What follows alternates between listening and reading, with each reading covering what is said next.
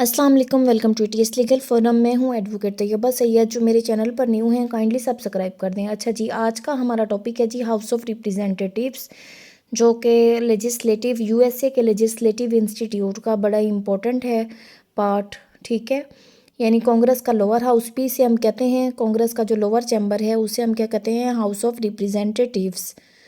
अच्छा जी, जैसा कि हमने ऑलरेडी पार्लियामेंट के बारे में पढ़ लिया है यूके कॉन्स्टिट्यूशन में कि पार्लियामेंट दो ईवान होते हैं उसके। ठीक है, ईवान बाला और ईवान ज़ेरी, लोअर हाउस और अपर हाउस। लोअर हाउस जो है जी उसे कहा जाता है हाउस ऑफ कॉमन्स, और अपर हाउस जो है वो हाउस ऑफ लॉर्ड्स है यूके का। ठीक है, यूके पार्लियामेंट का। और यहाँ पर हम क्या कर रहे हैं, प्रेसिडेंशियल फॉर्म ऑफ गवर्नमेंट है। इसमें अमेरिका में है जी प्रेसिडेंशियल फॉर्म ऑफ गवर्नमेंट। और यहाँ पर कांग्रेस है। कांग्रेस जो है यूनाइटेड स्टेट में, उसके दो चैम्बर्स हैं, दो हाउसेस हैं, अपर हाउस और लोअर हाउस। अपर हाउस कौन सा है जी, सेनेट, और लोअर हाउस है हाउस ऑफ रिप्रेजेंटेटिव। ये दोनों मिलकर एक बाई कैमरल लेजिस्लेचर जो है यूनाइटेड स्टेट का बना देते हैं। House of representatives introduced money bills, the members elected directly. ठीक है, हाउस ऑफ रिप्रेजेंटेटिव का मेन फंक्शन क्या है जी लेजिस्लेचर में, कि ये मनी बिल जो इनिशिएट होते हैं वो यहीं से होते हैं। जितने भी मनी बिल्स होंगे वो house of representatives he initiate करता है। ठीक है, पॉइंट नंबर 2 हम डिस्कस करते हैं जी, कंपोजिशन के बारे में पढ़ते हैं। जितनी अब यहाँ पर वो बता रहे हैं कि कितने मेंबर्स होंगे। ठीक है, तो as the number of state increase, number of house of representatives increase. देखें जी, जैसे जैसे रियासतें जो हैं वो बढ़ती गई, हाउस ऑफ रिप्रेजेंटेटिव्स के मेंबर्स भी इंक्रीज होते गए। पहले क्या थी, अमेरिका में टोटल 13 स्टेट्स थी, लेकिन अब कितनी हैं, 50 स्टेट्स हैं। ठीक है, और अब जो हैं हाउस ऑफ रिप्रेजेंटेटिव्स के मेंबर्स को फिक्स कर दिया गया है जी, वो जो के हैं जी 435 मेंबर्स हैं। ना इससे कम होंगे ना इससे ज़्यादा होंगे। ठीक है, दे रिप्रेजेंटिंग द 50 स्टेट्स, 50 जो रियासतें हैं उनकी नुमाइंदगी यही मेंबर्स कर रहे हैं, जो कि 435 हैं। अब हम देखते हैं कि क्वालिफ़िकेशन ऑफ मेंबर्स कौन कौन सी होनी चाहिए। The candidate must be a American citizen. ठीक है, तो जो कैंडिडेट है वो क्या होना चाहिए, अमेरिका का रिहायशी होना चाहिए, वहीं का शहरी होना चाहिए। He must be at least 25 years of age. ठीक है, उम्र जो है वो कम से कम 25 साल होनी चाहिए। सेन इसके लिए हाउस ऑफ रिप्रेजेंटेटिव्स के मेंबर के लिए जो एज है वो 25 ईयर्स होनी चाहिए। और पिछले 7 साल से वो क्या हो जी, रेजिडेंट कहाँ पर हो, रेजिडेंसी उसकी कौन सी होनी चाहिए, अमेरिका। ठीक है, पिछले 7 साल से वो अमेरिका में ही रह रहा हो। और हमने सेनेट में क्या पढ़ा था कि जो मेंबर है उसके लिए क्या, सेनेटर के लिए क्वालिफ़िकेशन थी कि 30 साल का होना चाहिए उसे। ठीक है, और जो मिनिमम एज है उसकी 30 ईयर्स होनी चाहिए। और रेजिडेंट अगर देखा जाए तो वहाँ पर 9 साल था, और यहाँ पर है जी 7 साल। 7 साल से अमेरिका का रिहायशी होना ज़रूरी है। अच्छा जी, अब इसके बाद हमें बता रहे हैं must be resident of electoral district from which he is contesting. अब हमें बता रहे हैं कि जिस वो रियासत को रिप्रेजेंट कर रहा है, ठीक है, जिस इलेक्ट्रल डिस्ट्रिक्ट को, ठीक है, रिप्रेजेंट कर रहा है, वहाँ का रिहायशी होना भी ज़रूरी है। He must not hold any office of profit under government of USA. ठीक है, यानी कोई गवर्नमेंट जॉब वगैरह उसकी नहीं होनी चाहिए। अब हम देखते हैं कि टर्म या टेन्योर। ठीक है, हाउस ऑफ रिप्रेजेंटेटिव्स जो हैं 2 साल का इसका दौरानिया है, और सेनेट का हमने कितने साल का पढ़ा था, 6 साल का। This tenure can not be increased और डिक्रीज्ड। ना ही इस टेन्योर को, इस दौरानिया को बढ़ाया जाता है और ना ही कम किया जाता है। ठीक है, हाउस ऑफ रिप्रेजेंटेटिव्स जो हैं 2 साल बाद इनके इलेक्शन होते हैं लोअर हाउस के, और इसके मेंबर्स को 2 साल के लिए ही चुना जाता है। देखें जी, ब्रीफली समझने के लिए आपको क्या करना चाहिए, थोड़ा सा जो है, आप अगर आपने ये टॉपिक नहीं देखे कांग्रेस को और सेनेट को, तो इन्हें ज़रा आप देख लें ताकि हाउ नाउ हो जाए, ये इजीली क्लियर हो जाएगा। ठीक है, एटीएस लीगल फोरम पर ऑलरेडी मैंने अपलोड कर दिए हैं। कांग्रेस भी अपलोड है और कौन सा है जी, सेनेट भी। ठीक है, इन्हें आप अच्छे से पढ़ लें, कांग्रेस को आप एक बार पढ़ लें ताकि सेनेट और हाउस ऑफ रिप्रेजेंटेटिव्स में कोई इशू ना रहे बाकी। अच्छा जी, अब हम पॉइंट नंबर 5 देखते हैं, election procedure. The number of persons representing each state depends upon its population और reported in nations decennial census counts. देखें जी, अब हमें बता रहे हैं कि पिछले 10 साल से, ठीक है, जो मर्दमशुमारी हो रही होती है, ठीक है, मर्दमशुमारी को भी शुमार किया जाता है, शामिल किया जाता है पिछली 10 साला मर्दमशुमारी को, कि क्या देखने के लिए, नंबर अलेक्ट करने के लिए कि किस रियासत में कितने लोग हैं, कितने अफराद हैं, कितनी पॉपुलेशन है, ठीक है।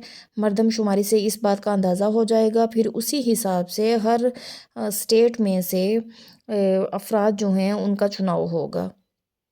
अब हम कह रहे हैं कि each state is divided into congressional districts accordingly. हर रियासत जो है वो उसी हिसाब से, ठीक है, कांग्रेसी अजला में तकसीम कर दी गई है।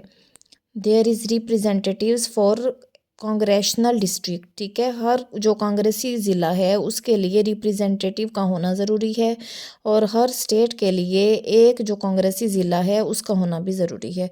हर स्टेट जो है उसके पास कम से कम एक कांग्रेशनल वो हो, डिस्ट्रिक्ट हो, ठीक है। अब स्टेट्स कितनी हैं? 50 हैं, और आबादी के लिहाज से देखा जाएगा, जो कम से कम यानी छोटी से छोटी स्टेट भी है उसके पास भी एक कांग्रेशनल डिस्ट्रिक्ट होना ज़रूरी है।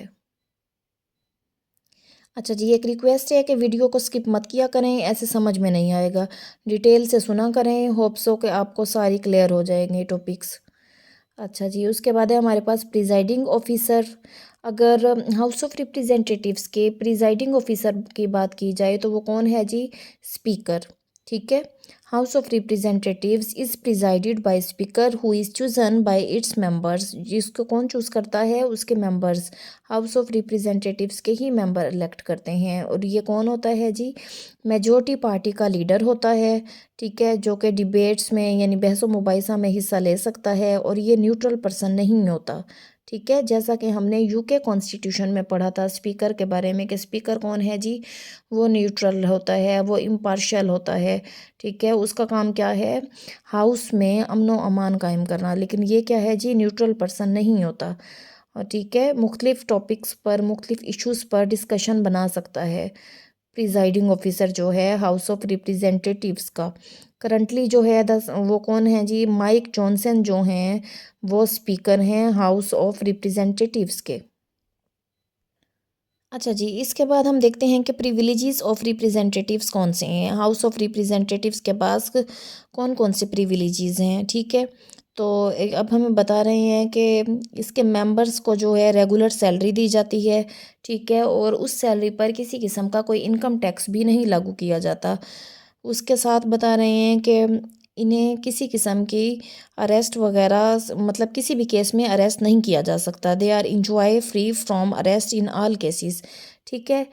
किसी भी केस में हाउस ऑफ रिप्रेजेंटेटिव्स के मेंबर्स को अरेस्ट नहीं किया जा सकता सिवाय गद्दारी के, या कोई ऐसा जुर्म जो उन्होंने स्टेट के ख़िलाफ़ किया हो, मुल्क के ख़िलाफ़ किया हो। They are exempted from impeachment, ठीक है।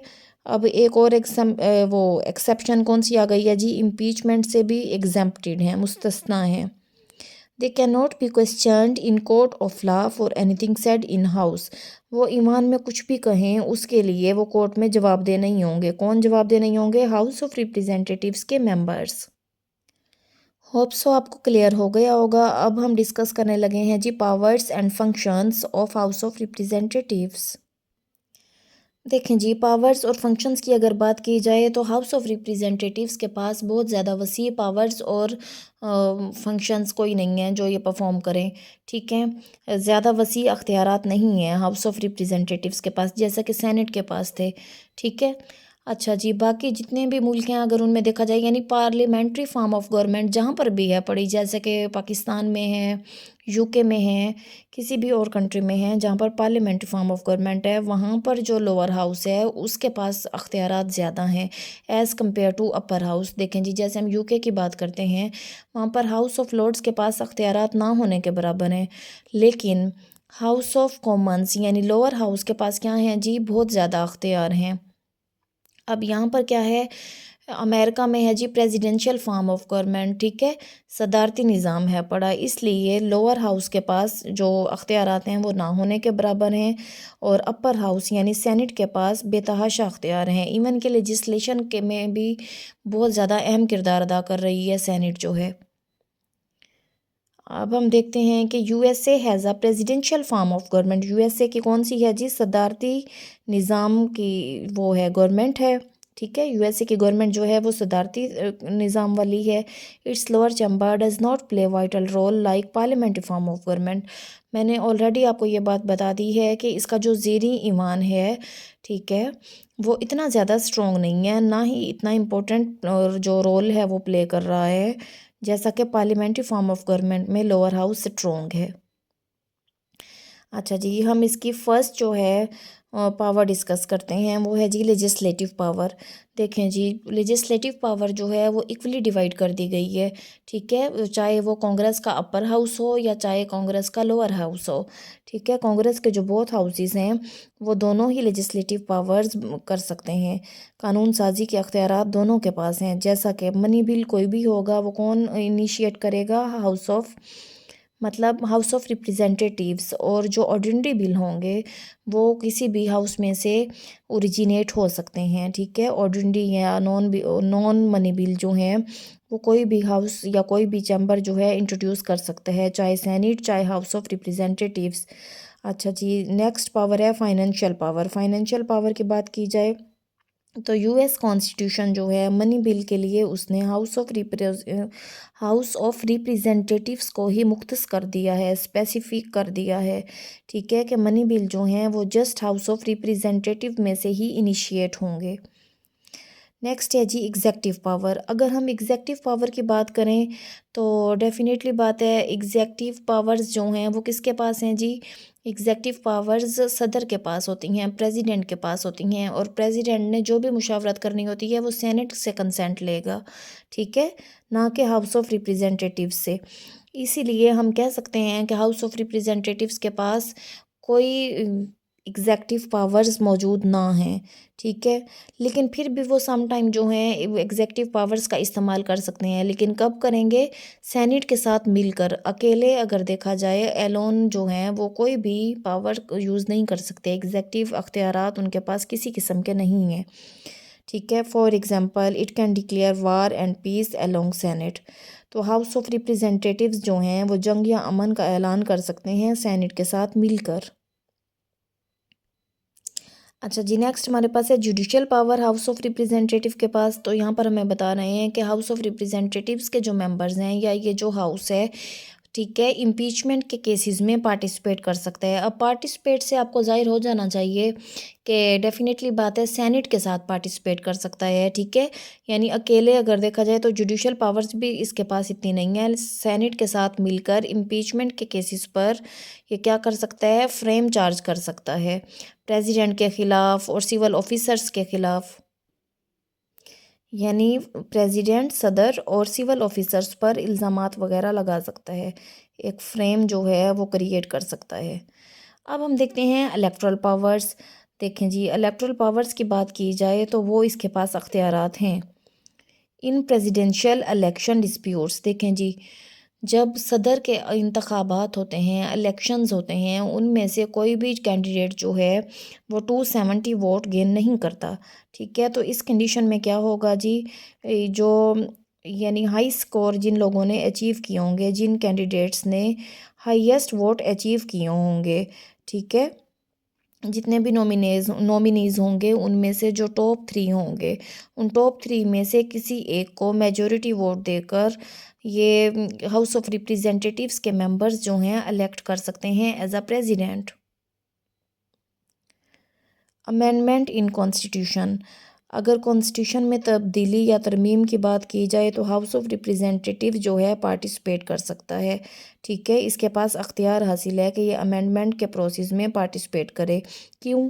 क्योंकि जब भी आइन में तब्दीली लाई जाती है, ठीक है, कांग्रेस के लिए, कांग्रेस फॉर कॉन्स्टिट्यूशनल अमेंडमेंट, यहाँ पर बता रहे हैं कि majority votes required from Congress. किस चीज़ की ज़रूरत होती है? मेजॉरिटी वोट्स की। कहाँ से? कांग्रेस से। अब कांग्रेस क्या है जी? दो, यानी लेजिस्लेशन बनाने वाला इंस्टीट्यूट है, लेजिस्लेटिव बॉडी है, जिसके दो इंस्टीट्यूशन हैं, दो चैम्बर्स हैं, दो हाउसेस हैं, हाउस ऑफ रिप्रेजेंटेटिव्स और सेनेट। ठीक है, तो कॉन्स्टिट्यूशनल अमेंडमेंट के लिए मेजॉरिटी वोट्स कांग्रेस के ज़रूरी हैं। ज़ाहिर है जब बात हमारे पास कांग्रेस की आ जाए तो हाउस ऑफ रिप्रेजेंटेटिव्स भी उसमें इंक्लूड है। ठीक है, अमेरिकन कॉन्स्टिट्यूशन क्या है जी, रिजिड कॉन्स्टिट्यूशन है, इसीलिए अब तक इसमें सिर्फ 27 अमेंडमेंट्स ही लाई गई हैं।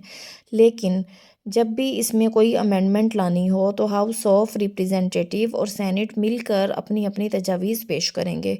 The proposals for amendment are made by 2/3 majority in both houses of Congress. ठीक है, 2/3 मेजोरिटी जो है कांग्रेस के हाउसेस में से होना उनका ज़रूरी है। ठीक है, मेजोरिटी जो है वो वोट देगी, तब जाकर अमेंडमेंट होगी। कॉन्स्टिट्यूशन में कोई भी तब्दीली तब ही जाकर लाई जा सकती है। काफ़ी कॉम्प्लिकेटेड प्रोसेस है। ठीक है, इसी वजह से अमेंडमेंट इतनी नहीं आई हैं। नेक्स्ट है जी, to frame rules and regulations. अच्छा जी, रूल्स और रेगुलेशन जो है इसके लिए फ्रेम करना इलेक्शन के लिए। ठीक है, जो जो कैंडिडेट्स पार्टिसिपेट कर रहे हैं, यानी जैसे है क्वालिफ़िकेशंस को देखना कि कैंडिडेट्स किस सिटी से हैं। ठीक है, अमेरिकन सिटीज़न होने चाहिए, उनकी एज कितनी होनी चाहिए। तो ये सब कौन देखता है, ये सब हाउस ऑफ रिप्रेजेंटेटिव्स ही देखते हैं। ठीक है, इलेक्शन से रिगार्डिंग कैंडिडेट्स के लिए जितने भी रूल रेगुलेशन बनाए जाते हैं वो तमाम अख्तियारात इन्हीं के पास हैं। अच्छा जी, लास्ट है हमारे पास इन्वेस्टिगेटरी पावर। हाउस ऑफ रिप्रेजेंटेटिव्स के पास अख्तियार है कि वो इन्वेस्टिगेशन करे। ठीक है, और क्यों एग्जेक्टिव ब्रांच पर चेक है। ठीक है, चेक एंड बैलेंस रखने के लिए एग्जेक्टिव ब्रांच पर और इसकी एजेंसीज़ पर इन्वेस्टिगेशन का जो है वो हक है पड़ा, अख्तियार है पड़ा हाउस ऑफ रिप्रेजेंटेटिव्स के पास, ताकि किसी किस्म की ब्राइबरी, करप्शन मुल्क में इस किस्म के हालात क्रिएट ना हों। अब हमने देखना है कि हाउस ऑफ रिप्रेजेंटेटिव जो है वो वीक हाउस है या स्ट्रॉन्ग हाउस है। ठीक है, इस house of representatives is week house, जैसा कि हम ऑलरेडी डिस्कस कर चुके हैं कि सेनेट क्या है जी, सेनेट एक स्ट्रॉन्ग हाउस है। जो कांग्रेस का स्ट्रॉन्ग चैम्बर कौन सा है, सेनेट, और वीक चैम्बर कौन सा है, हाउस ऑफ रिप्रेजेंटेटिव्स। अब हम इसकी वजह देख लेते हैं। वजह यह है कि हाउस ऑफ रिप्रेजेंटेटिव्स के पास इतने ज़्यादा अख्तियारात नहीं हैं जितने के सेनेट के पास हैं। ठीक है, तो फर्स्ट हम रीज़न देखते हैं इसके वीक होने की। No executive control, house of representative का जो है एग्जेक्टिव कंट्रोल नहीं है, इसलिए एग्जेक्टिव मामलात के लिए ये ज़िम्मेदार ना है। शॉर्ट टर्म देखें जी, सेकंड इसकी कौन से है कि इसका टेनोर जो है वो बहुत ही कम है। हाउस ऑफ रिप्रेजेंटेटिव के टेनोर की बात की जाए तो सिर्फ 2 साल है।